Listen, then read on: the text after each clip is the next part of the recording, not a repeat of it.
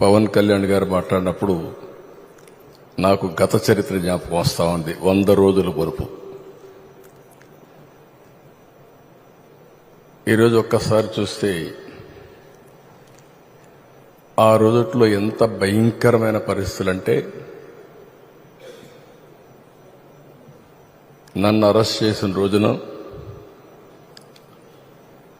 పవన్ కళ్యాణ్ గారు హైదరాబాద్ నుంచి ఇక్కడికి రావాలంటే ఫ్లైట్ క్యాన్సిల్ చేశారు.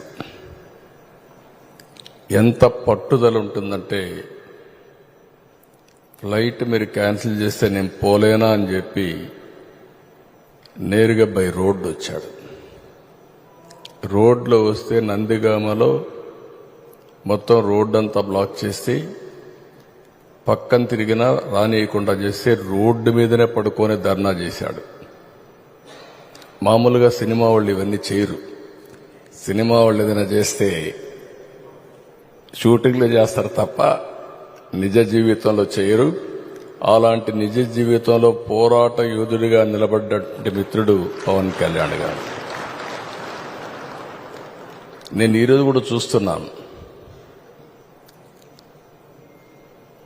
రాజకీయాల్లో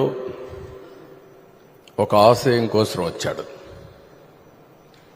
2014 నాకు బాగా జ్ఞాపకం. తెలుగుదేశం బీజేపీ పొత్తు పెట్టుకున్నాం.